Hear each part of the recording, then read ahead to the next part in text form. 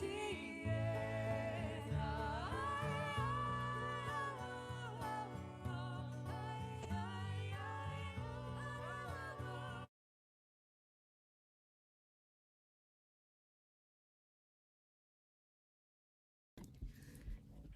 afternoon, everyone, and welcome to this most magical and wonderful workshop that we have been looking forward to now for over a year.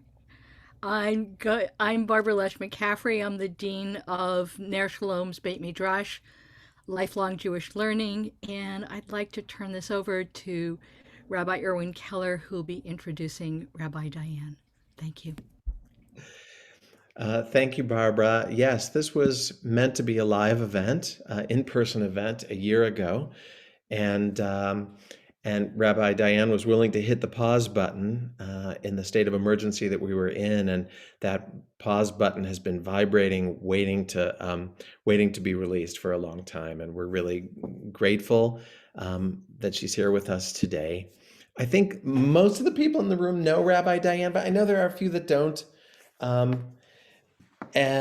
I'll just say a few things, and she'll fill in, as is her style. She'll be filling in the parts of her biography that come into play in the work we'll be doing together today. But Rabbi Diane is a rabbi in the Jewish renewal lineage, in the lineage of Reb Zalman Schachter Shalomi. She's a teacher, a dancer, a performer, a poet, a teacher of modern dance, a somatic movement therapist, a mystic, a channel, a deep heart. She is my friend, my teacher, my colleague.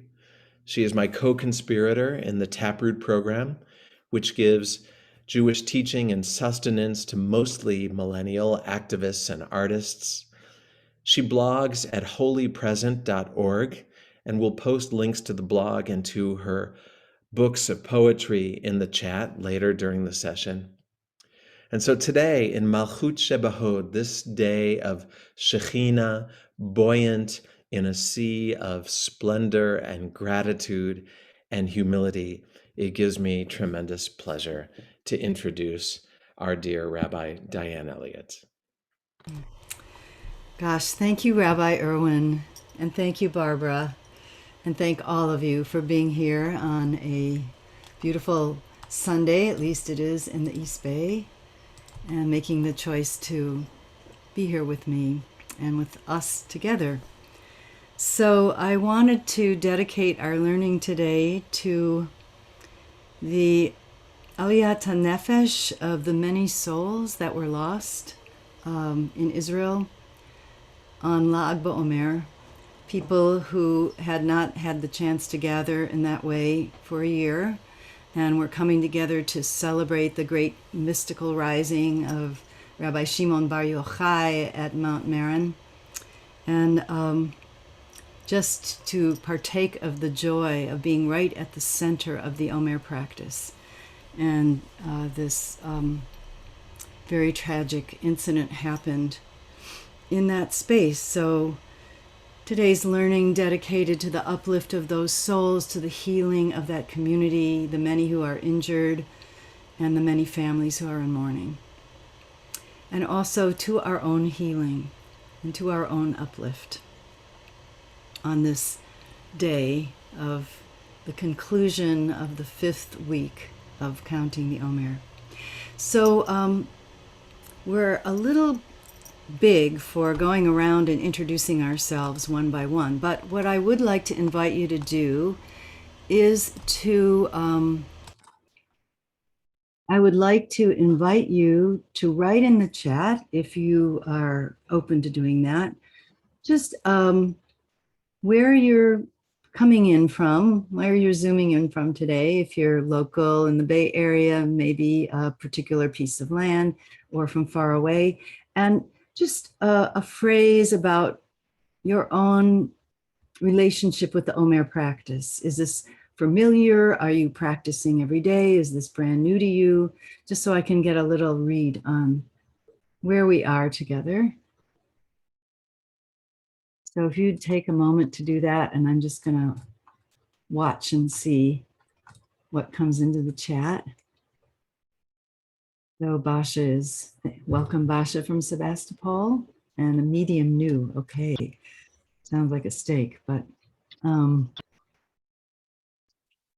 Reb Irwin is luxuriating in the Omer this year. That's a beautiful word for it. Welcome Toby, my friend and co-conspirator from Berkeley, moderately familiar, and Amy in Petaluma, not practicing, but somewhat familiar. We're going to be doing a practice today that has inspired me, and so I'm excited to share that with all of you. Now it's coming in rather quickly here. Ruth is newish in Berkeley, and Rinat is in Petaluma. And several years of connection, great with the practice. Hi, Shoshana Santa Rosa, and a veteran of the Omer. Jane, mostly new. Yeah, it takes years to sink in, doesn't it? It has for me, and layer by layer. Welcome, Atzilaz. Good to see you back here temporarily. Daily reference, yes, lens to reflect. That's a good way to put it. Each set of Sphirot as a lens to reflect on the day. Mary Rita, wow, Piscataway Land in Silver Spring. I know that place. Welcome, welcome.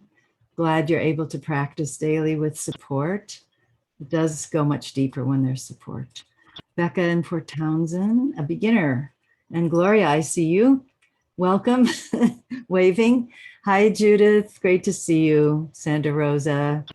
And it is a growth practice, opening us to Torah. Welcome, Cody, tuning in from Santa Barbara. Beginning of familiarity. Yeah. Hi, Robin. Where are you, Robin? You may be on a different screen. We have two screens now. So Robin's here from Kotati. And yes, it's a very wisdom building kind of practice. Hi, Howard, Santa Rosa. Yes, Yonasan Gershom. Yes, I know him from Minneapolis when I lived there. Deep teacher. Sabra in Arcata. Okay, beginner's mind. That's always where I start every year too. And Renee and Sebastopol, mostly new, on and off. Aha, an old Minionite, and I was with the Minion for a number of years. And Rita in Santa Rosa, mostly new. So we have a range, and perhaps more people, a range of us. So thank you for that sharing. And I'll just say about myself that I really dived into this practice, I don't know, 8 or 9 years ago. And where we're going to be going today is where the practice took me, which is into a very creative state of bringing forth poetry. And so before I offer any more teachings, I thought I would just start with a couple of poems. And just to say that my intention is to teach you the practice that birthed these poems. 1 year, I wrote a cycle of poems, almost every day, one poem during the 7 weeks of the Omer practice. And then several years later, I began that practice of writing poetry again. And it didn't last through the whole time, but I harvested maybe 20 more poems. And for the 2 years before I started writing, I was actually doing a little watercolor every day. And it took me deep into my dreams and deep into the practices. So here are a couple of poems just to get us going. If I can get the right book here. So when I have published these poems, I have them in a couple of different collections that are out. I just put the two Sphirot, and we'll talk more about how that comes to be, the two Sphirot for the day that it was written at the end. So I'm going to read that at the end. And I'm inviting you to simply receive the poetry. You don't have to respond in any way. You can just really take it in and meditate with it, see where it takes you. So, art, our taproot, sends out tendrils, pulsing vessels that become our limbs, shoulders, arms, hands. Strength and kindness, judgment and limitless love all spring from and are nourished by that single mother root. Tiferet teaches us the beauty of both and, the wedding of opposites, the wisdom of the larger field, in which dissolves the congealed pain of seeming intractable conflicts. It is a brimming, beaming cave built of water, fed by sun. Breathe. Can you feel compassion's swell from throat to fingertips? Now touch that center point with the finger pads, the eyes of love. Lay down your carving knife, your righteous revolver. Feel the pangs of hope, the contractions of reconciliation being born.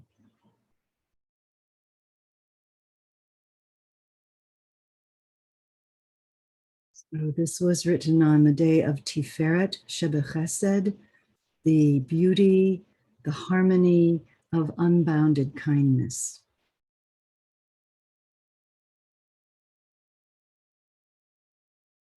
And one more that I'll read to get us going. Hod. Well, I'm not going to tell you what it is. I already blew my cover there, but short poem, another one. So just actually take a moment and feel that center place in your chest, that Tiferet place, as we'll see in a moment, that each of the Sefirot is correlated with an area of the body, traditionally. So perhaps even with your own fingers, you can just wake up that heart center a little bit. Breathe into and out of it. So that was Tiferet. And it was particularly connected in that last poem with the right arm and shoulder and hand. The image was that our arms grow out of our hearts all the way to the fingertips. And that is actually what happens embryologically, is the blood vessels and the nerves extend into our limb buds before bones and muscles are there. So it's an amazing image to feel that your arms, your hands grow directly out of your heart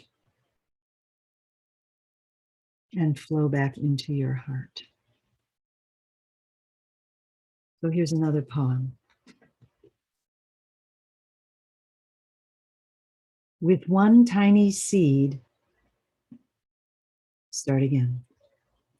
Within one tiny seed, bedded in a garden plot, upon this whirling earth, graceful dancer in the sardanis of our solar system, within this swirling galaxy, one amongst uncountable such gatherings in vast cosmic reaches, a sprout bides its time, awaiting just the moment to burst through to light of sun and blue and wet, to wed its tininess to the vast array, the way the quick intake of breath before the first sung note predicts a multitude of symphonies.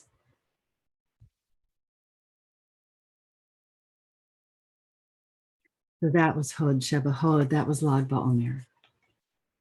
And just found it particularly poignant this year in the light of what happened. And Rabbi Diane, yes, give it over again. thank you.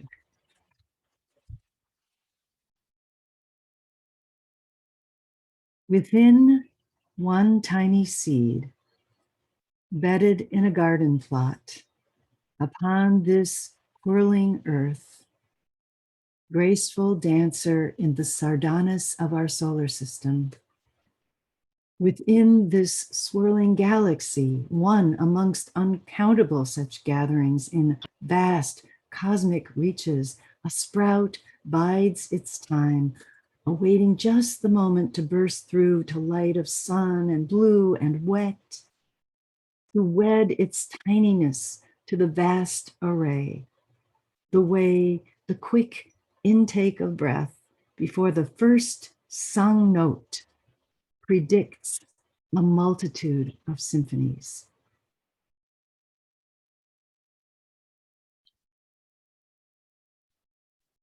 Hod Sheba Hod, and Hod, as we'll see in a moment, is an amazing sphera. We are coming to the end of the week of Hod. Today is the seventh day of the week of Hod.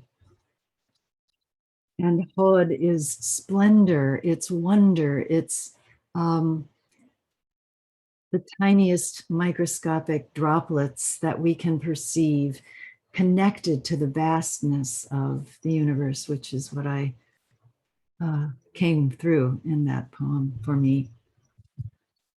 So I'm going to share my screen for a moment here and just share some general thoughts about the practice of counting the Omer, and especially for those who are new to this practice, to share some of the layers of how it evolved, and then we'll hear some more poems. And eventually, my hope for today is that we will learn the practice, that I teach you the practice that has birthed the poetry out of which these poems and other artwork came. And then we'll have some chance to maybe do a little writing of our own and see where that takes us. So,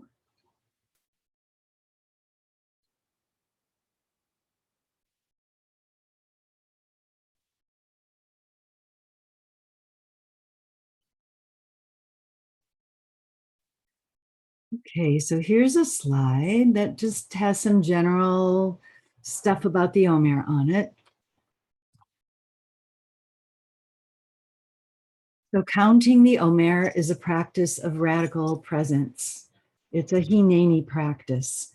It brings us present to what is happening in this very moment, what's unfolding in this day for a very potent period of 7 weeks, taking us from the second night of Passover to Shavuot, the next big festival. And those are the first two of the Shlosh Regalim, what are known as the Shlosh Regalim, the 3 pilgrimage festivals, the 3 big, really agricultural festivals that took our ancient Israelite people gathered at the center in Jerusalem to bring offerings to the temple, or in the pre-temple times, I guess you could say, to the Mishkan, to the central altar. And we'll look a little bit at how these layers accrued. But again, just generally, the way we practice now connects us in deeply nuanced ways with the natural world, with ourselves, and with one another.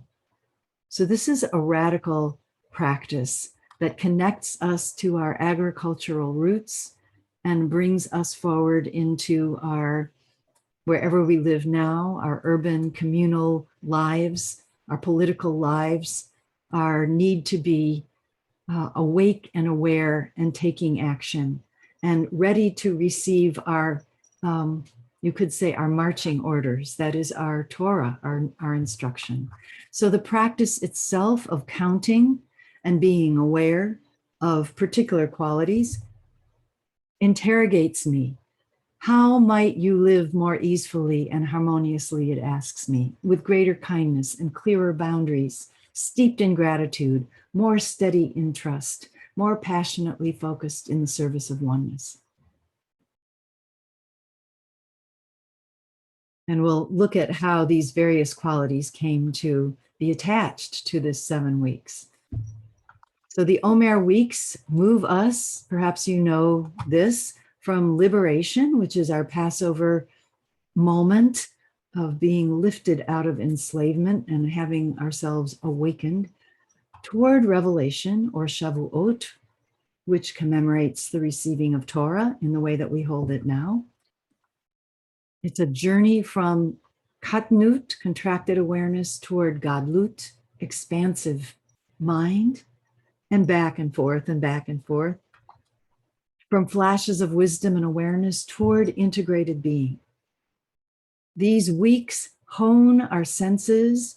They're designed to hone our senses, priming us to receive the flow of divine instruction, which we call Torah. And finally, I put at the bottom here, every breath is an experience, every experience a poem, every poem a prayer. Ha-Yom Yom, today is the day.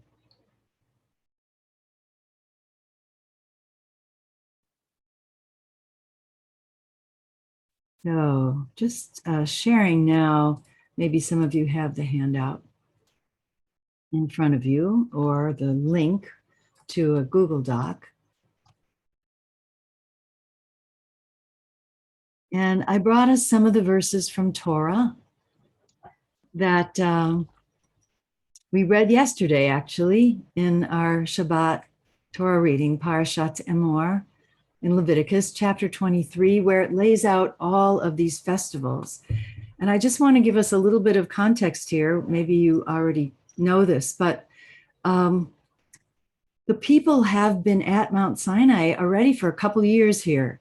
They're getting close to the end of this major download of receiving wave after wave of instruction and grappling with that and having trouble with it and receiving more waves. And for all we know right now, they are just weeks away from entering the land. Little does anyone know, including God, that they're going to be wandering for another 38 years and not going in. But these festivals are given with the intention that very soon people are going to be moving away from this nomadic wilderness, unbounded space and into a much more settled existence.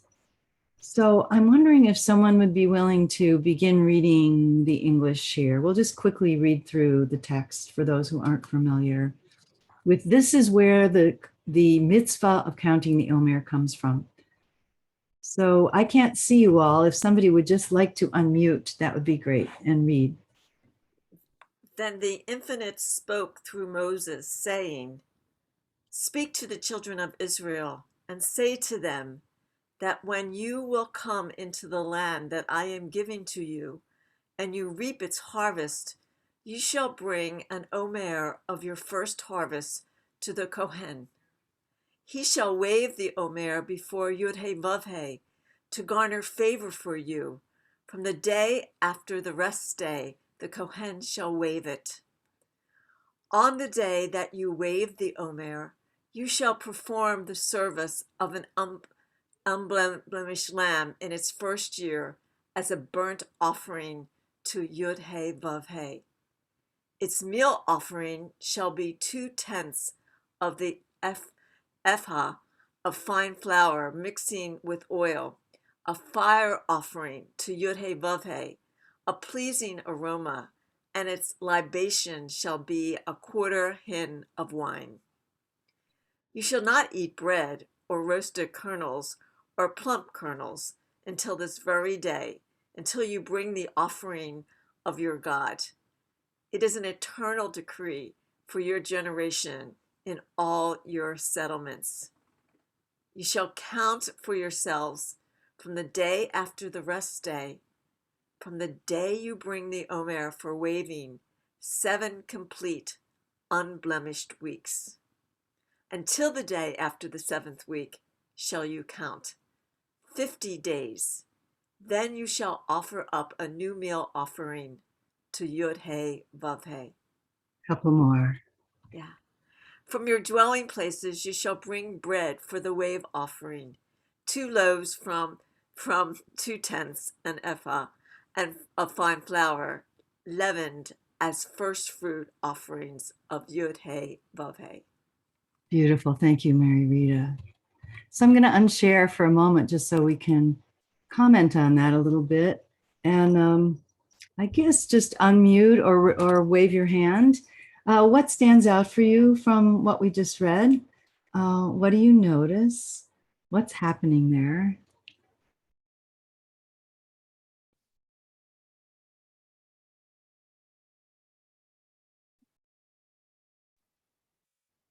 Yeah, Amy. Well, I haven't studied this deeply. I didn't realize the Omer was a thing that you could wave. I thought it was just a moment in time. So I'm interested to know, where's the waving? What's the thing we're waving? So Yeah. that's what occurred to me. Thank you. Let me just speak to that for a moment. So an Omer is actually a measure. And there are different ideas about how much it actually is, but one measure is that it equals the volume of 43.2 eggs. And another is that it equals 9.3 cups. And so you'll see in your text packet, we may not get to look at it today, but Rabbi Gershon Winkler describes from the Talmud, he brings the description forward of how they prepared the grain. And the grain was barley, and it was barley kernels that were prepared in a certain way. And the Omer was a certain amount of them that was then somehow maybe in a container or held somehow, lifted and waved in all the directions, just the same way that we wave the lulav. And just to notice that this is the spring. Barley is like the winter harvest. And in the fall, that's kind of the final harvest when we're waving the 4 species. So thank you for that enlightening question. All of these things that it talks about, the Omer, the Hin, and the Ephah are all measures of how much you would bring of wine or grain or meal or whatever. All right, anything else you noticed? Gloria. Just notice that the scene is one of agriculture, country-wise, and a community that has been told the rules and are preparing to do what is asked. Yes, beautiful. So mitzvah, tziva, the way I learned this word is that the root is the same as the Hebrew for the imperative tense, tzivui. So a mitzvah in some sense is what is going to be, the way I hear it, spiritually imperative when you come into the land in order to live together in community. And in community, not only human community, but community with the land itself and with the produce of the land and with the invisible mystery that sources the land. So thank you. Mary Rita? What strikes me as I read it, or as I'm listening now, is the ritual of it. But it's a ritual of connecting, and like to me, it's like a connecting and a giving as community to this land that we will be entering. And so there's a giving, and at first I was thinking, well, where's the receiving? But the receiving is there. Like it's kind of like we've received, but we're like giving back, and there's this just dynamism in this ritual. It's like Beautiful. a dance. Yes, it is. And the most recent book, which I'm really loving, that came out about the Omer, which I highly recommend if you're interested in this practice or Kabbalah at all, is Benji Elson's Dance of the Omer. So it is a dance. It's an amazing dance. So thank you all. We're going to go back to the text a little bit and go a little bit farther with this.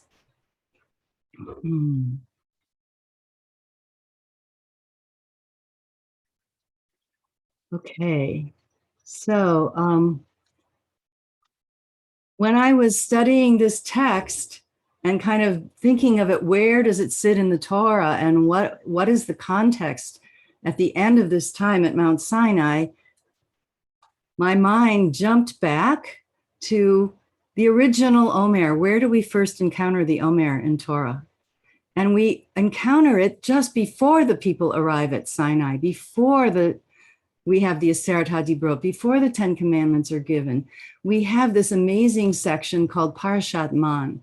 And I'm just going to scroll through it quickly. We won't read it so closely. But you'll have this if you want to look at it later or look at it in the context of Tanakh. Where we first meet the Omer is when the people have just crossed the sea and they have journeyed, it says, from Elim.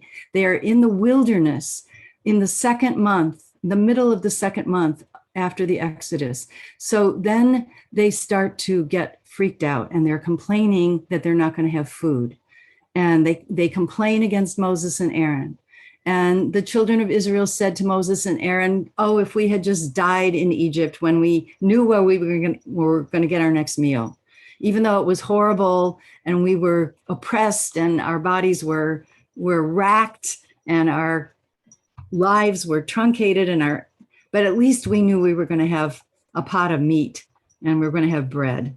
And then this is the moment when Yud-Heh-Vav-Heh says to Moses, look, I'm going to rain down food for you from heaven. And each day the people are going to go out and gather their portion. And I'm going to give them a specific way of doing that so that it was each person would gather just what they needed.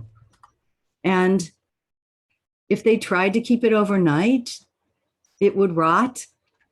And on the sixth day, they would gather enough for 2 days. That would be the only day that it would last overnight and they would have food to eat because the seventh day was going to be a Shabbat for Hashem. So this is the giving of Shabbat before there is, any other mitzvah, it's Shabbat.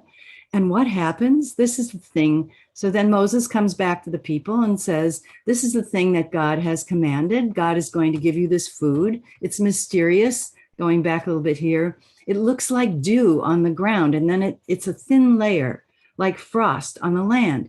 And the children of Israel say manhu. That's where the name comes from, manna. Manhu, which kind of means like, what is this stuff? What is this? And Moses says, this is what the food, the lechem that Yud-Heh-Vav-Heh has given you to eat. And this is how you're commanded to gather it. Each person according to what they eat, an Omer per person, according to the number of your people. So everybody is going to get an Omer per day. And the amazing thing is in this line here, so this is what the children of Israel did. And some would gather more and some would gather less, and everybody had just enough. And they measured by the Omer. So this measure that is something like 9.3 cups. Whoever took more had nothing extra. Whoever took less was not lacking. According to what each would eat, did they gather. And then, of course, as I said, they try to keep it overnight. And Yud-Heh-Vav-Heh is upset. They're not listening to how they were told to do this. But it's understandable because who are they? They're slaves that just came out of this year of crazy natural disasters that we call the plagues that somehow uprooted them and allowed them to leave. They witnessed this amazing miracle of the sea splitting, and they're spilled into a wilderness where they don't know where their next meal is coming from. And so this is the first mention of the Omer. And what has struck me in the last couple of years in reading these two texts back to back or side by side is that at the end of the period of download of mitzvot at Sinai, and when the people are about to leave the wilderness and enter into the land, they're being reminded of the Omer. They're being reminded of how they've been cared for and fed in the wilderness when they could not cultivate, when they weren't cultivating their own food. And they're being told, when you come into the land and you farm and you grow grain and you know where your food is coming from, don't forget where it really comes from. Don't forget where your nourishment really comes from. So here's an amazing midrash from Mechilta, which is a midrash on the book of Exodus, on this same parsha, Tractate B'Shalach, that we just read from. And this is a little tiny midrash that I have held close to my heart for many, many years since I first read it, maybe 20 years ago. So it begins in the Hebrew, Devar Acher, another interpretation. Should God not all the more have brought them by the straight road? Why did God take them the long way around out of Egypt instead of just bringing them directly to the land? But God said, if I bring Israel into the land now, every one of them will immediately take hold of his field or his vineyard and neglect the Torah. But I will make them go round through the desert for 40 years, so that having the manna to eat and the water of the well to drink, and that is Miriam's well, they will absorb the Torah.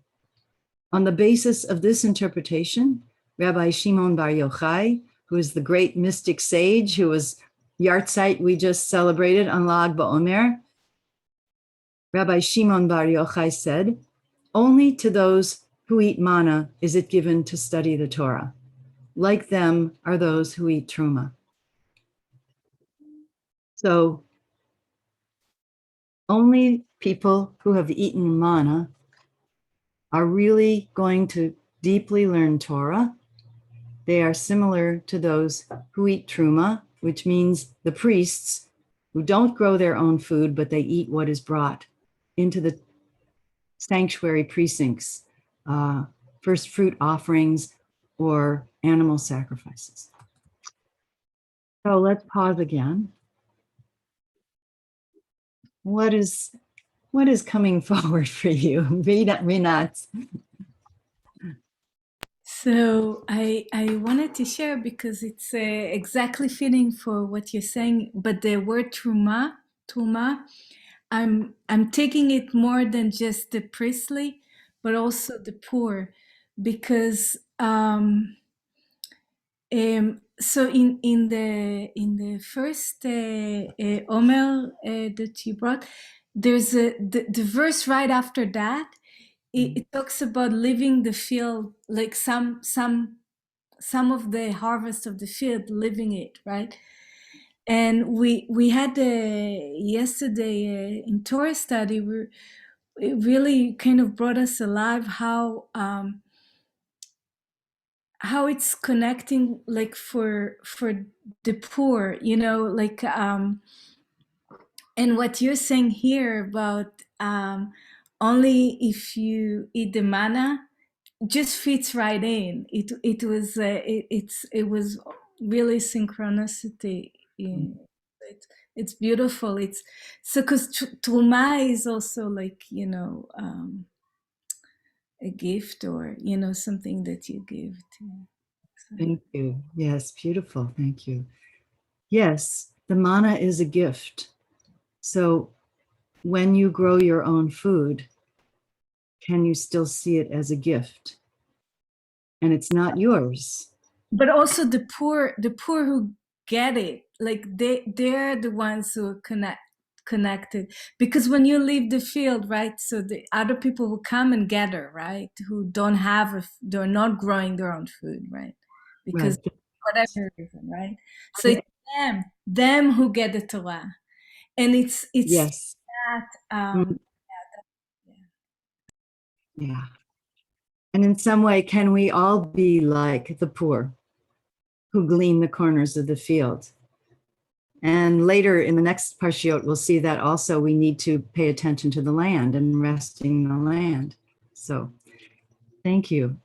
Yeah, maybe one more. Anything else that came to you from those two passages side by side? I can't see everybody on one screen, so I'm just flipping around here. I made me think of Marx, Karl Marx,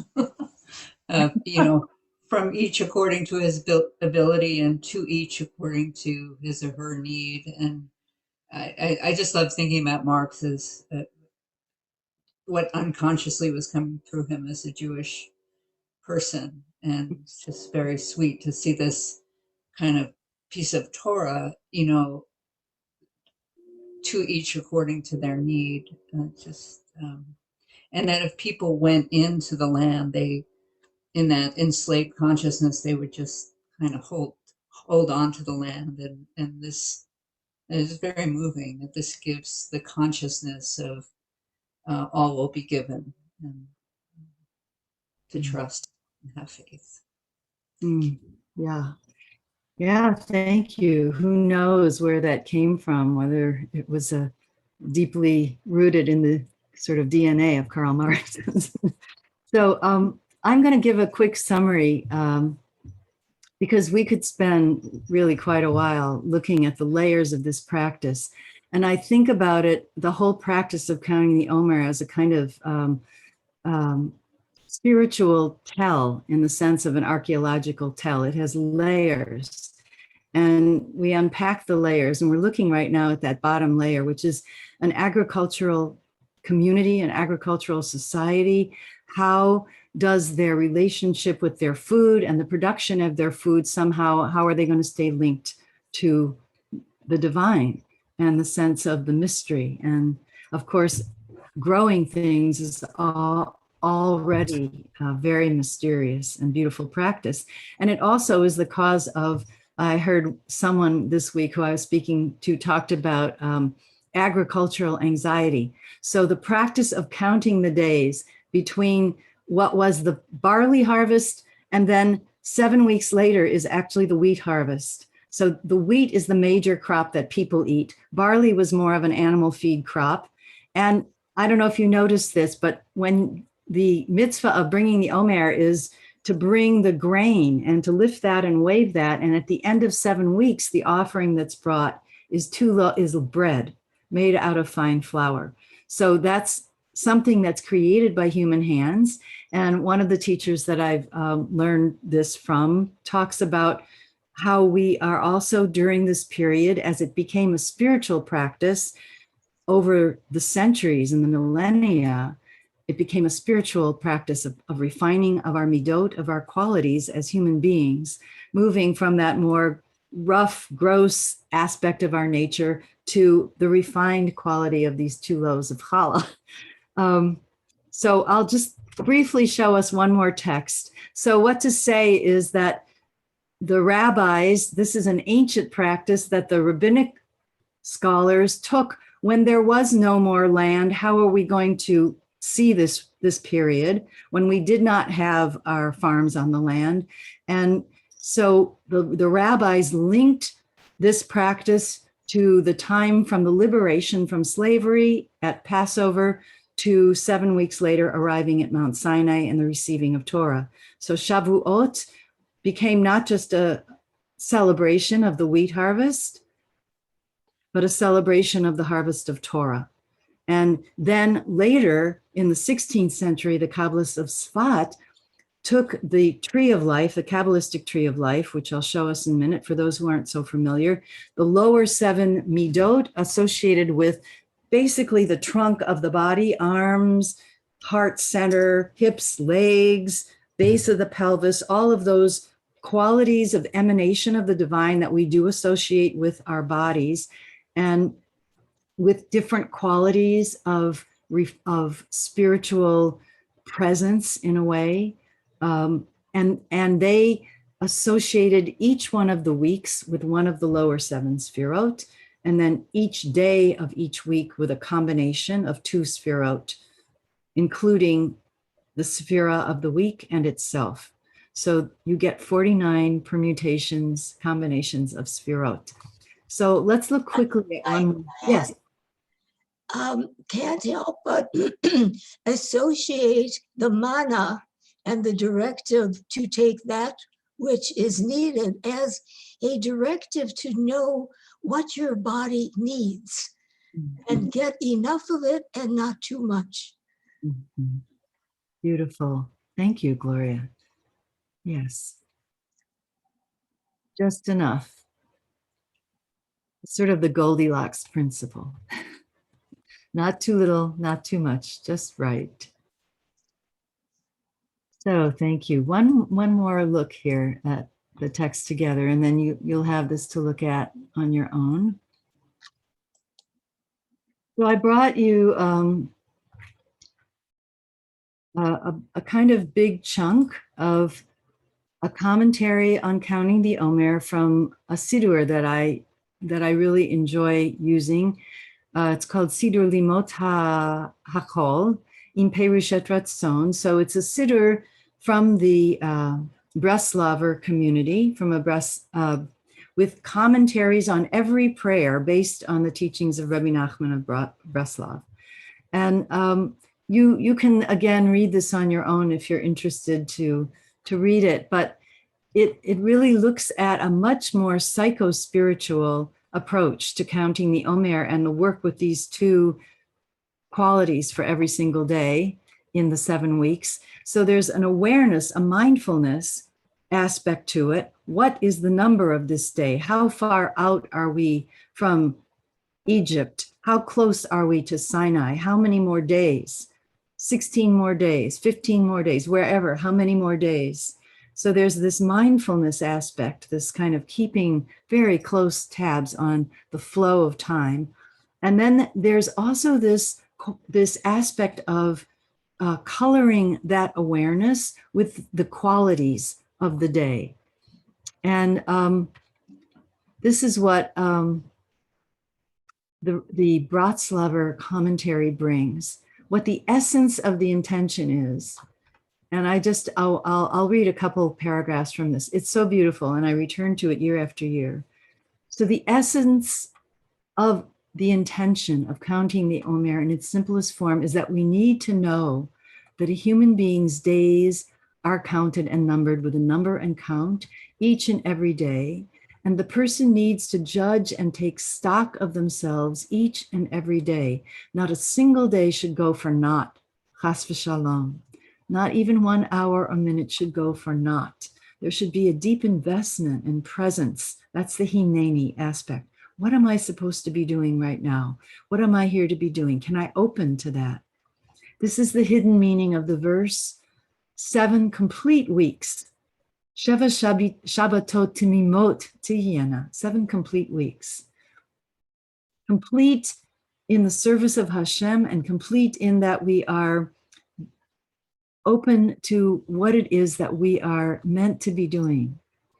For the 7 Shabbatot hint at all the days of a person's life, which are included symbolically in the 7 days of the week. All the days of eternity are included in the 7 days of the week. So this symbolic sense of our whole lifespan in a week and in the 7 times 7 weeks of the Omer. And this is the part that I just really find so powerful. Therefore, it's forbidden for a person to reject himself, herself, from day to day. Rather, to know well that this today will not be, again, all the days of one's life. For the day after is another matter completely, and heaven forfend that one should reject it in its time. And as our Rabbi Nachman taught on this passage, Ha-Yom, today, if you would but heed God's charge, that the essence of service for one who wishes to heed God's voice and attach to it, the essence is to know that the essential thing is Ha-Yom, this very day. And that we don't reject. The day may bring us any number of things. We may be running and returning like the angels at the divine throne in Ezekiel's vision, Ratzo v'shov. We come close, we open up, we shut down. We take an in-breath, we take an out, we give an out-breath back. And the essence of the Omer is that we open to all of it. We don't reject any of it. And within that openness, we then cultivate these particular qualities of the Sphirot. So let's just look for a moment at the tree of life for those who aren't so familiar. What are we cultivating? There's some barley. So here is the kabbalistic tree of life, the Eitz Chaim, a schematic of it. So we have Keter, Chochma, Bina, and the phantom Da'at, crown, wisdom, understanding, and awareness or consciousness. These are the upper sphirot. They're called mochin, and we don't work with them so directly, although I have to say that I have been working with them this year, and it's been really amazing. During my Omer practice, I've been working with them. That's for another workshop. The ones we traditionally work with are these lower 7. So chesed, associated with the right arm and shoulder, unbounded loving kindness. Gevura, associated with the left arm and shoulder, strength, boundary, limitation, judgment, discernment, discipline. And you can see that the two of these are kind of polar, the thesis, synthesis, antithesis, synthesis, back to, I guess, Marx. And then we have Tiferet, which is the synthesis at the heart center. And Tiferet is beauty, glory, harmony, integration, and sometimes compassion. Many different ways of describing. And that for me is the essence of the year after year practice, is getting more and more nuanced. And then we move down into the lower body, Netzach, right hip and leg, even kidney, which is victory, persistence, perseverance, what keeps us going when things are really rough and even when they're not. And then we move across to the left hip and leg and foot, for me, all the way down, and kidney all the way up there. Hod is the week that we've just completed, is the week of Hod, of splendor, and yet the splendor that we perceive when we are able to be humble and to surrender to all that is. Then we can begin to see the splendor that shines through even things that we might think are ugly. And then Yesod, the foundation in the Hara center, genitals, relationality, the vessel that kind of catches the flow through all of the upper sphirot and funnels it down into Malchut or Shekhinah, sovereignty, presence in the physical world, and that which is birthed, and how we bring all of these qualities into our relationships. And this is just a diagram of how this might be mapped onto the body. So I generally have Malchut at the base of the pelvis and Yesod a little bit higher, and Netzach and Hod a little bit higher, because for me, the legs actually begin the downward flow from our kidneys, which are peeking out from under your ribs in the back. So that's where the qualities come from that we're working with. And each day is a combination of 2. Each week has an overriding quality. So this week, past week, we've been in Hod, and we combine with each of the other qualities, including itself. So let's just take a pause, because I'm going to read a few more poems in a moment and see if how that sits with you. And all of those layers, we kind of jumped from ancient Israel to Hassidic there, but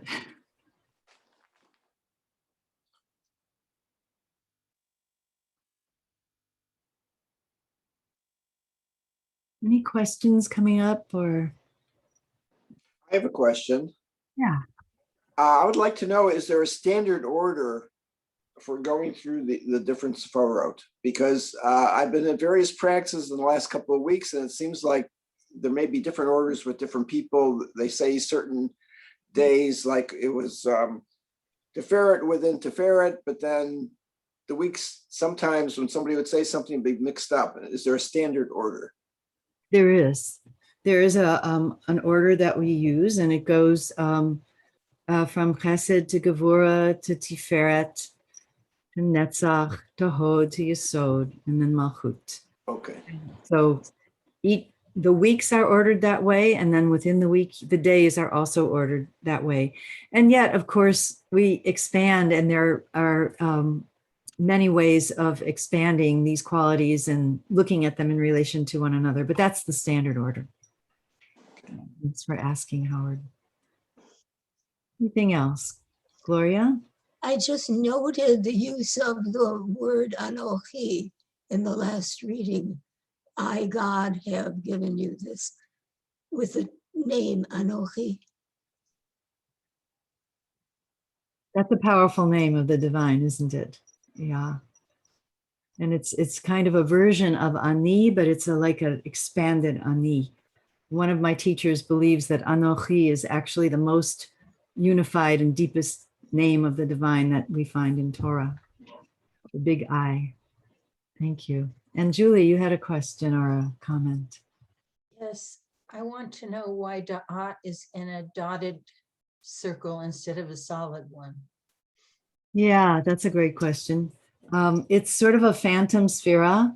So in the Sefer Yetzirah, which is where we first learn about these sphirot, an ancient book of Jewish mysticism, it says there are 10, not 9, and 10, not 11. So dot makes 11. And I don't know, maybe Erwin, do you know when da'at sort of appeared?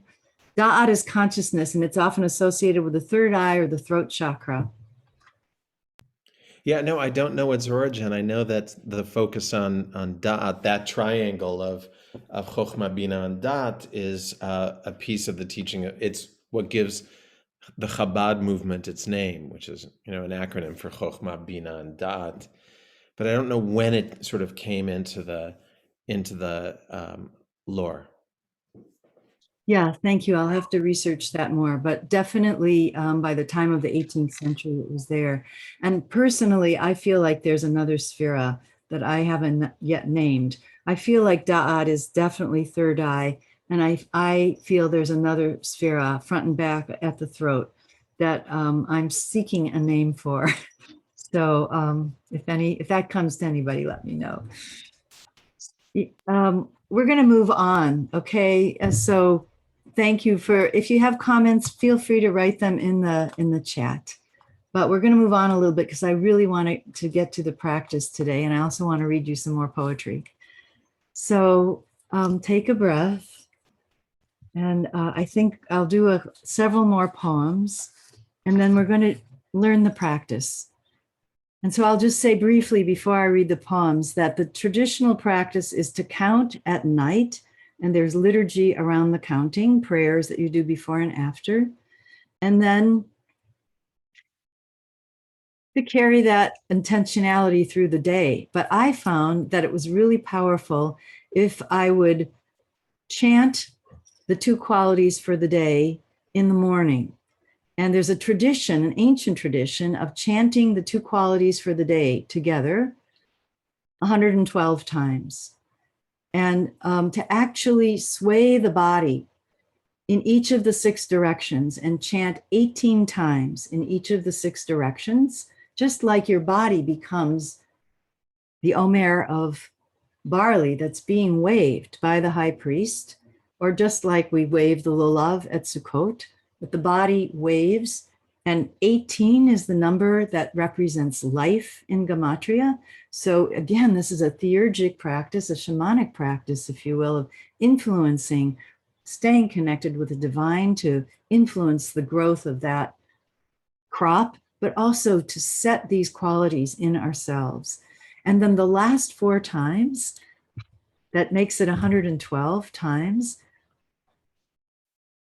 I have different ideas about where those 4 come from, but I've been thinking about that is the Shekhinah, that is the central column. So we have all 6 directions, forward, backward, right, left, up and down, and then 4 more times right along our central column that sets these 2 qualities.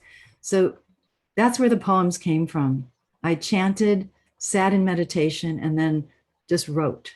Sometimes the poem would come later in the day, and sometimes I skipped a day and I filled in at a later time with those qualities. So here's a few more poems.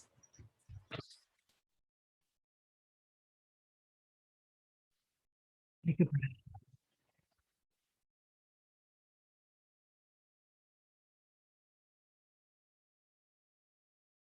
2 flames, 2 great lights, One is the flame burning brightly in my chest, luminous, a lamppost spreading its radiant circle on the earth. A pole to lean against, a ray by which to read a letter or a map. Take stock, check the address, then move on. The other flame is in my belly, a watchfire, a campfire, hearth fire, drawing near the weary journeyers, the wayfarers, wanderers, heartsick souls to sit at last, twist off their boots, meditate on the glowing embers, sip from a common cup of stories. Two flames, two lights, two hearts, two steady beacons glowing within the thick tent of night. So that's Tiferet Shabisod. Perhaps let's just take a moment and touch heart. In some traditions, this is upper heart, chest heart, and then we have belly heart. Yesod, womb center or genital center. Two flames, two hearts.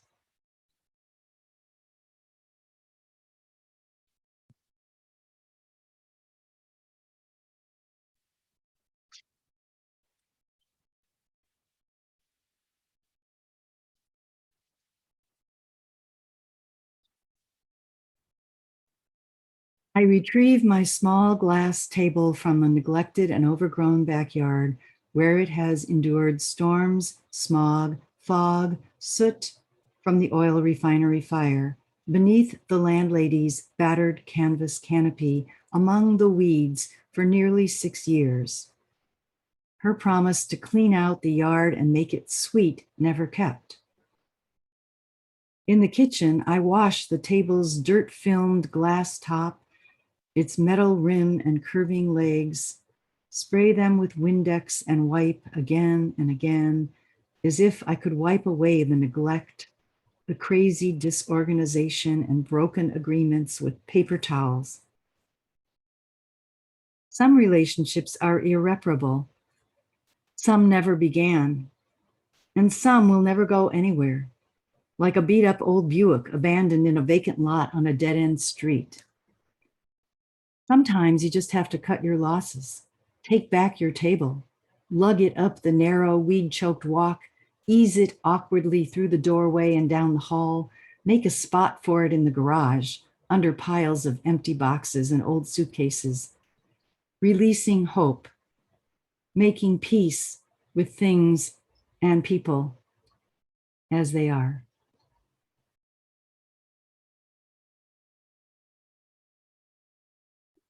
That was Netzach Yesod. We really did have a very challenging landlady for a number of years. Netzach Yesod. That is victory and perseverance within foundation, within relationship.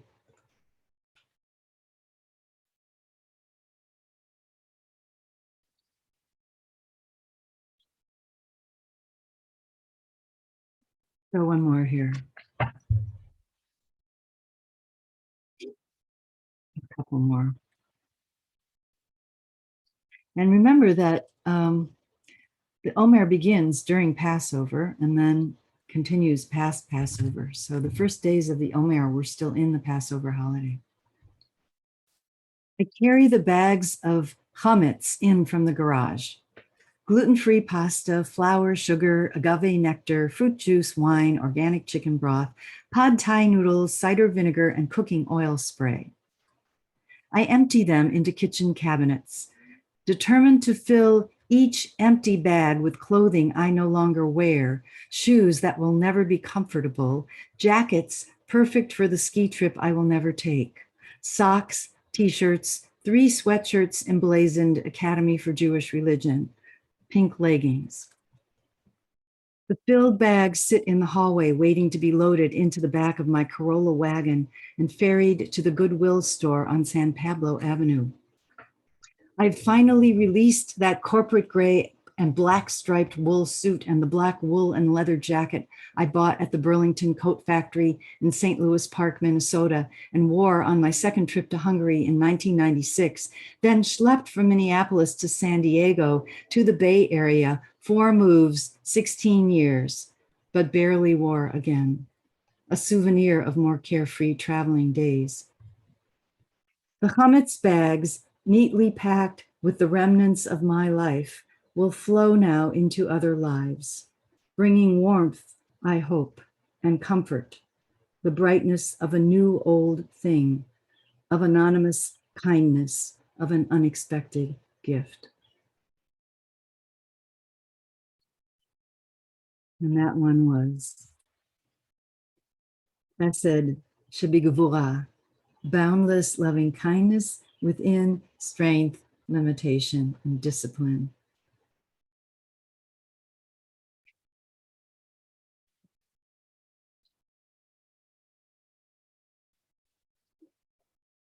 I'd like to share one more poem and then I'd like to practice together.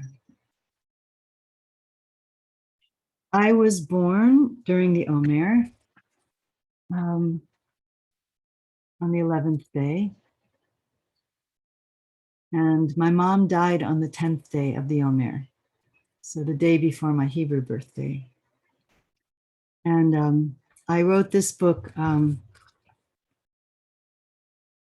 This book was composed, I believe the year that I did this was perhaps the year after she passed. And my mom was a very strong woman coming from immigrant stock. Her mother from Hungary, her father from Russia when they were young. They met and they married in Chicago. My grandmother died when my mom was 6 years old. And my mother had a lot of strength and also a lot of challenges physically, although she never really succumbed to any of them until she passed away. She was a fighter. She gave birth to 4 children. She had a 5th pregnancy that didn't, that ended in a miscarriage. And she had a number of surgeries, and she had was diagnosed with a pre-cancerous thyroid. She had that removed. She came at the age of 69. She was diagnosed with lymphoma, and she treated that, had 2 hip replacements, and then 10 years later had a recurrence of lymphoma and breast cancer and treated that and lived for 9 more years, working until 2 months before she passed away. So she was a strong woman. And I've had a very challenged relationship with medicine, Western medicine, and I've moved in other directions myself and other kinds of healing directions. So this poem was written on my birthday.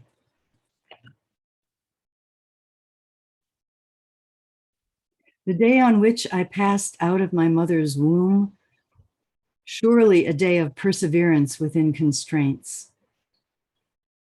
The doctor pulled me out of the narrow place with metal pincers. That's what they did back then, just to keep the upper hand, just to prove who wore the pants. But Mom and me, we persevered, determined though terrified, stubborn though filled with doubt. We persevered, despite 1,000 years conspiracy to undermine our bodies' truths. Despite generations worth of heartbreak, we never gave up beating on the walls of the birthing room, the operating room, left our handprints on the window of the nursery, kept banging on the bedpans of the hospital room, rattling the doors of the exam room, the x-ray lab, the treatment room, the rehab room, until at last we found ourselves in the hospice room, where we lay down whispering, crooning, shouting, singing, gasping, Happy birthday. Happy birthday. Happy birthday to you.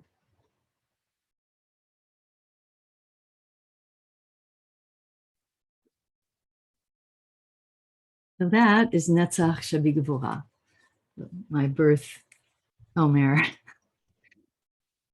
Netzach Shabigvura, that is the persistence, the victory within limitation, within constraint. And I'll just say that, my mom was really young when she had me. She was 24 and she was alone in the birthing room, and they didn't tell her anything about how to labor, and she thought you weren't supposed to make any noise. So she kind of was very quiet during that time. And then in those days, when you got close, they wheeled you in, and it was a partial forceps delivery. And there were some other things, but then they told her that she didn't have enough milk to nurse. So she was really sad afterwards. And, we worked our relationship out together very beautifully over many, many years. I was her firstborn. So, my friends,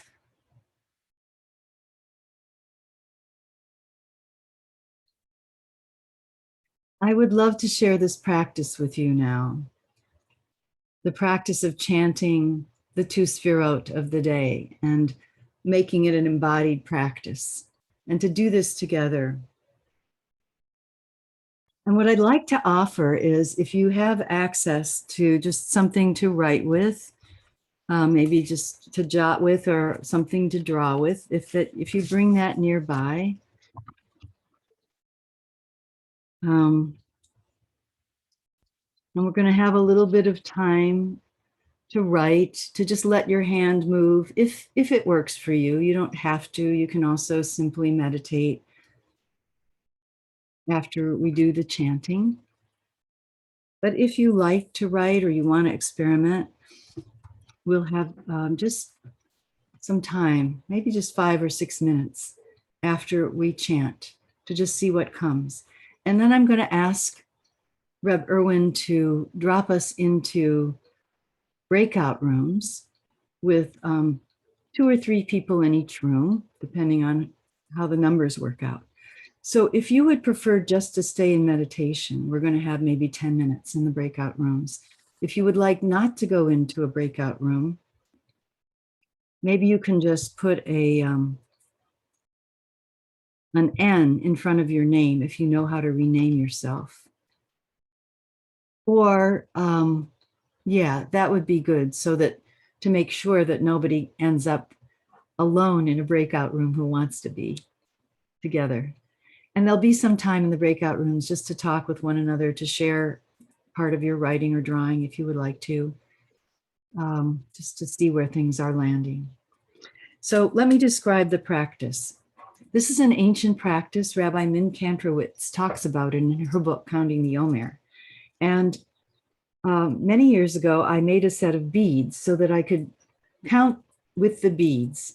18 movable beads. So that tells me when I've chanted 18 times, because I move the beads from one side to the other. And then 4 more stationary beads those are for the last 4 of the Yud He Vav He. So 108 is a powerful number. It's 6 times 18. So 6 is like the number of the Magen David. It's a shield of protection, and 18 is the number of life. So it's a protection for life, protection for the life of the crops, protection for our own lives, protection for our spiritual lives, a sealing in, a shielding, and a holding of our spiritual lives. And 108 is the number that traditionally of mala beads in the Hindu tradition. And it's a powerful number in that tradition as well. And the 112 there's a whole drash about this, which I won't fully go into today, but it has to do with a life and death, and choosing to live a fuller life. And I also like to think of the 4 as an addition for the 4-letter name, the Yud He Vav He. So we're going to chant leaning forward. If you want to do the movement, it doesn't have to, it can be, full body movement or a subtle movement, or just simply kind of imagining the movement. Forward, backward 18 times, to the right 18 times, to the left 18 times, reaching toward the sky with your head 18 times, and then reaching toward the earth 18 times, and then 4 more times right up the center column. I'll keep count with my beads. If you would like to keep count, you can do it on your hands. And the way you do it is by touching the tip of a finger, the next joint, and then the joint with the hand. That's 4. 4 for each finger. 4 times 4 is 16. And then 2 more times, tip of the thumb and first joint. So as you lean, you can be touching if you want to keep count that way. And what we're going to be chanting is the 2 sefirot for today. Malchut Shebahod. So sovereignty, presence, Shekhinah, within this sense of splendor, of surrender to the minutest details of creation, and how we bring that honoring and that respect for creation through into our relationships, into our physical life, into the work that we do, into our communities. So Malchut Shebahod. And you'll notice that what I do is I chant on a drone, and then each time I change direction, I take a resting breath and then raise the pitch. So by the end, we're raising the energy as we go. So you do what works for you. And if you want, you can follow along with me. And I'm going to balance myself here so I can. So just feeling your body and your breath for a moment. Feeling how you can shift in different directions, that we will become the sheaf, the Omer of barley that's being waved. Here we go.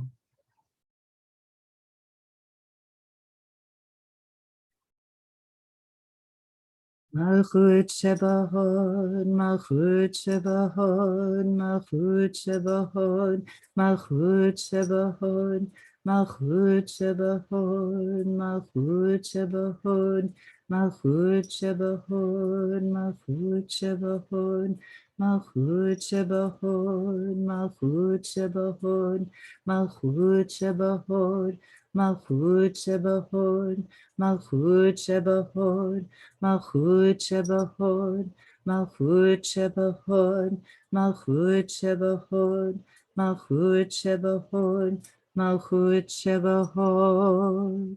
Take a resting breath.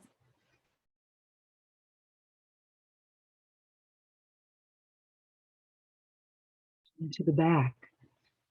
Malchut Shebahod, Malchut Shebahod, Malchut Shebahod, Malchut Shebahod, Malchut Shebahod, Malchut Shebahod, Malchut Shebahod, Malchut Shebahod, Malchut Shebahod, Malchut Shebahod, Malchut Shebahod, Malchut Shebahod, Malchut Shebahod, Malchut Shebahod, Malchut Shebahod, Malchut Shebahod, Malchut Shebahod, Malchut Shebahod.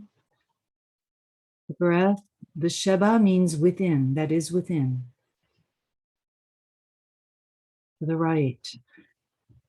Malchut Shebahod, Malchut Shebahod, Malchut Shebahod, Malchut Shebahod, Malchut Shebahod, Malchut Shebahod, Malchut Shebahod, Malchut Shebahod, Malchut Shebahod, Malchut Shebahod, Malchut Shebahod, Malchut Shebahod, Malchut Shebahod, Malchut Shebahod, Malchut Shebahod, Malchut Shebahod, Malchut Shebahod, Malchut Shebahod.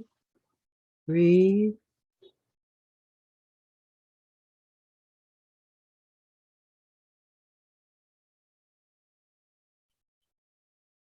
To the left. Malchut Shebahod, Malchut Shebahod, Malchut Shebahod, Malchut Shebahod, Malchut Shebahod, Malchut Shebahod, Malchut Shebahod, Malchut Shebahod, Malchut Shebahod, Malchut Shebahod, Malchut Shebahod, Malchut Shebahod, Malchut Shebahod, Malchut Shebahod, Malchut Shebahod, Malchut Shebahod, Malchut Shebahod, Malchut Shebahod. Breathe.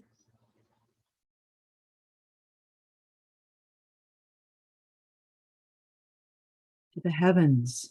Malchut Shebahod, Malchut Shebahod, Malchut Shebahod, Malchut Shebahod, Malchut Shebahod, Malchut Shebahod, Malchut Shebahod, Malchut Shebahod, Malchut Shebahod, Malchut Shebahod, Malchut Shebahod, Malchut Shebahod, Malchut Shebahod, Malchut Shebahod, Malchut Shebahod, Malchut Shebahod, Malchut Shebahod, Malchut Shebahod.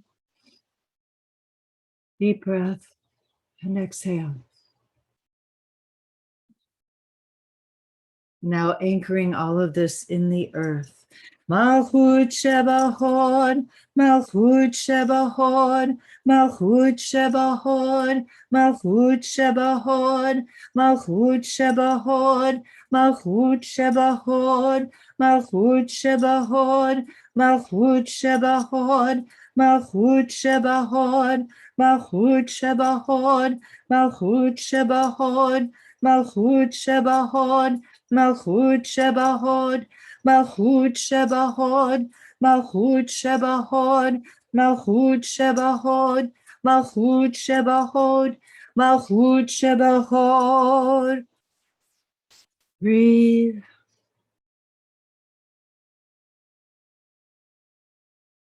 And 4 more times, bringing the energy right up the central column of your body, right back up into Atzilut, right back up to Keter. Malchut Shebahod, Malchut Shebahod, Malchut Shebahod, Malchut Shebahod.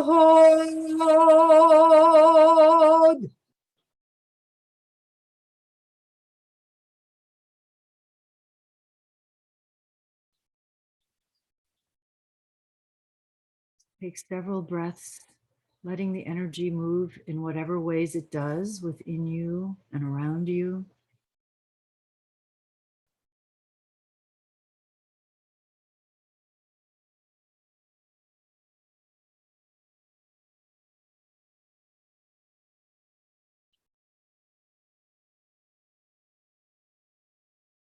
We'll have 5 minutes now to write or draw or continue meditating or move in whatever ways the energy takes you. One piece of advice might be just to start moving your hand and see what comes out on the page. So I'll tell you when the 5 minutes is past. Okay, so in your breakout room, you'll have about 10 minutes. So make sure everyone has at least several minutes to share. And if you want to share from your writing or anything you've been ruminating on during the course of our time together or during the course of this Omer season. And we'll give you a minute warning, halfway through warning, and then a minute before we return. Okay, Rabbi Irwin.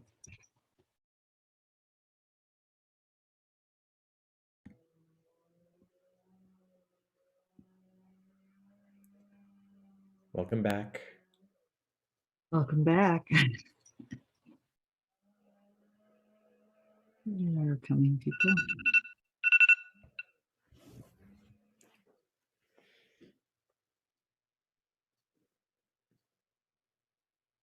Welcome back.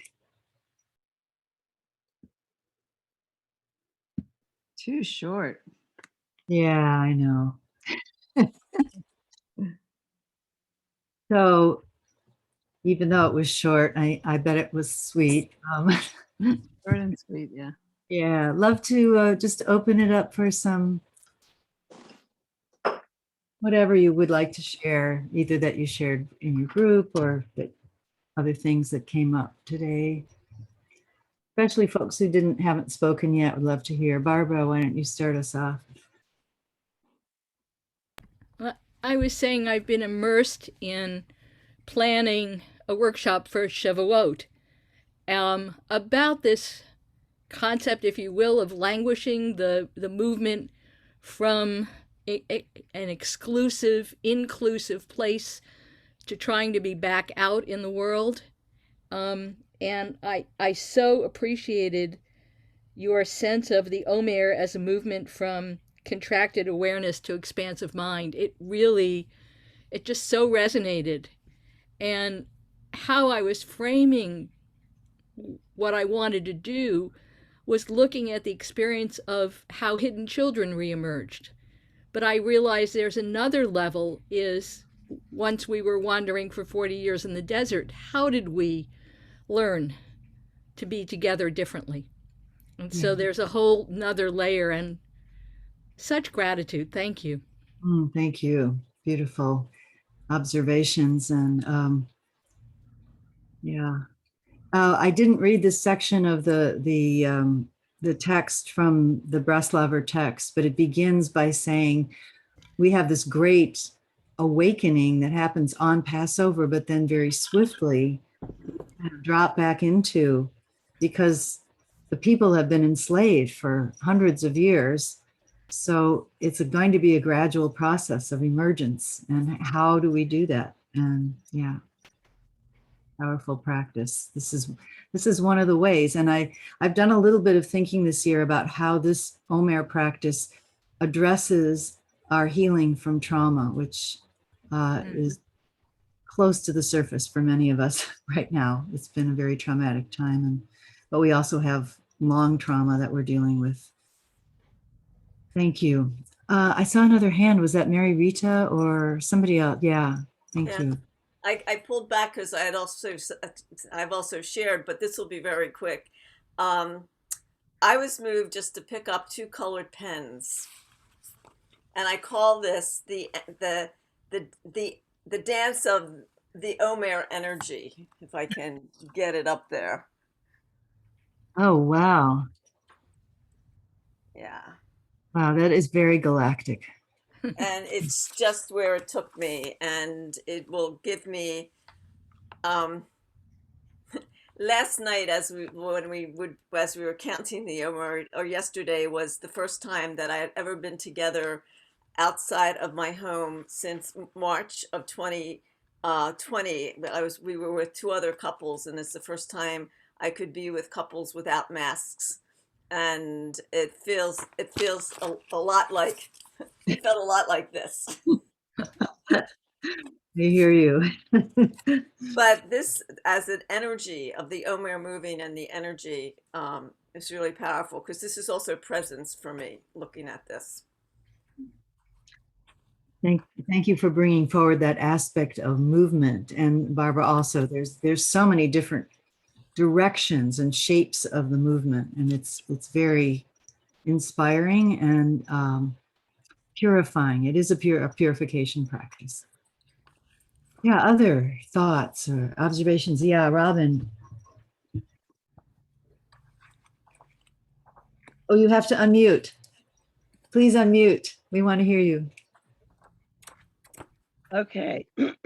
I'm also a modern dancer, and I just couldn't help but realize that if we were seated, we were moving from the base was Yesod, that anchored every single movement we were doing, even if it was just the head. And then so I tried it standing up, and I saw what the knees were doing, but then I felt the whole Shekinah column, the strength of the column of the core strength, Pilates language, as being our own trees of life.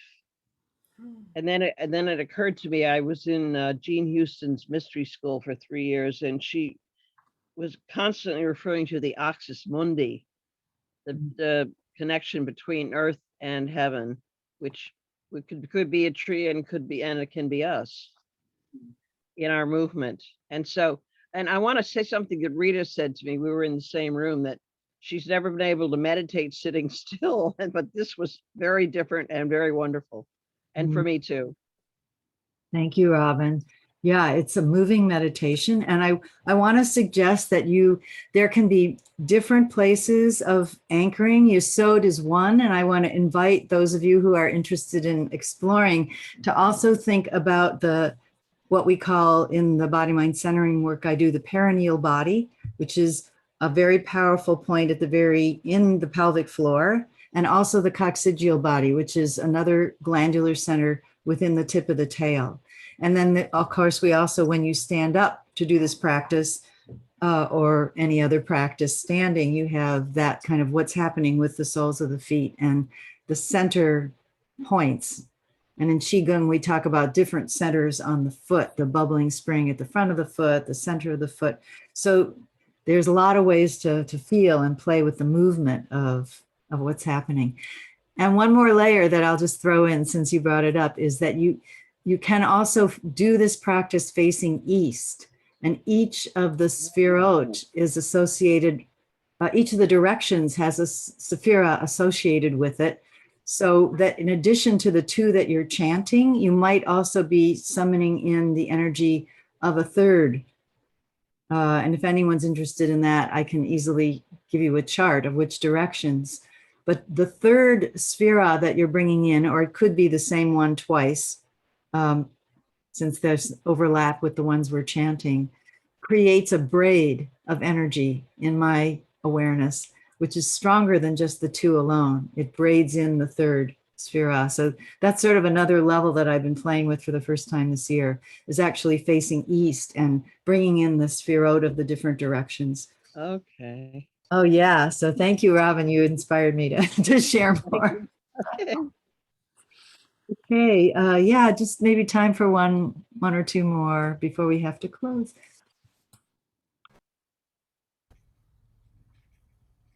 Anyone want to share a piece from your writing, or if you wrote? Yeah, Shoshana. I wrote something. Is that okay to share? I love the image of becoming the Omer that is being waved. What if life is to be lived? What if I am the Omer, being shaken in the wind? Some of my sheath floating off on the breeze as seed to be planted, I know not where. What if my purpose is to be ground to a fine flour, to be baked in intense heat, to rise for a moment as an offering to the divine, and then to be offered as food, and to return to the earth, fully digested as compost for the next seed. I think we have the beginnings of the next Ner Shalom poetry collection. I really enjoyed your first poetry collection, which I ordered, just came out. So we are coming to the end of our time. It's been delightful to be with you. I thought I would close with one more poem, the poem for today, Malchut Shebahod. And yeah, there's so much more to share. But I have felt your energy, even though we weren't in the same physical space, through the screen. And hopefully, while you were far away, Rabbi Irwin and I were saying, next year, let's do this in person. So that would be wonderful. So here is one more poem. And I will admit that this one got written later. So the process of this was I gave myself writing a poem every day. And I think I put it all in a folder on my computer and forgot completely about it. And 3 years later, I went on a writing retreat and I thought, let's just see what I've got on my computer. And I opened this folder and there were all of these Omer poems. And I thought, oh, who wrote these? These are sort of, these are really good. And it was like I'd completely forgotten about them. And so I worked during that whole retreat to make them into a volume, which was published later that year, and noticed that there were maybe 6 days that I had missed. And I thought, well, I'm not going to be able to write these when it's not the Omer cycle. But I was really quite in a beautiful space in some friend's house in their in-law apartment in outside Santa Fe, New Mexico. And the poems came really easily. And this was one of them that got written after the fact, as it were, in that wonderful room in Santa Fe. I have very fond memories of it. If you've ever done a writing retreat, I highly recommend it. The sturdy, friendly bench carved by my friend Rick from one thick chunk of tree trunk. The white, black, and red Pueblo rug frayed through where a table leg once stood.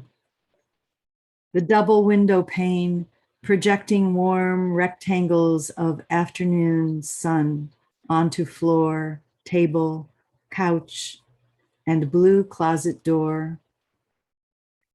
And on this desk, my glasses, cell phone, plugged in to recharge, this softly clacking keyboard, magically transferring bits of thought to screen. Each thing a thread in some vast web of becoming, stretched from star to sand dab, spun from wondrous nothing and radiating traces of all.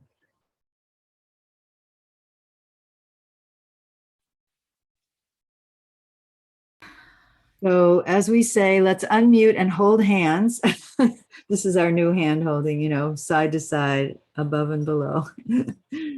And just thank you everybody for being here. It was delightful to spend this afternoon time with you.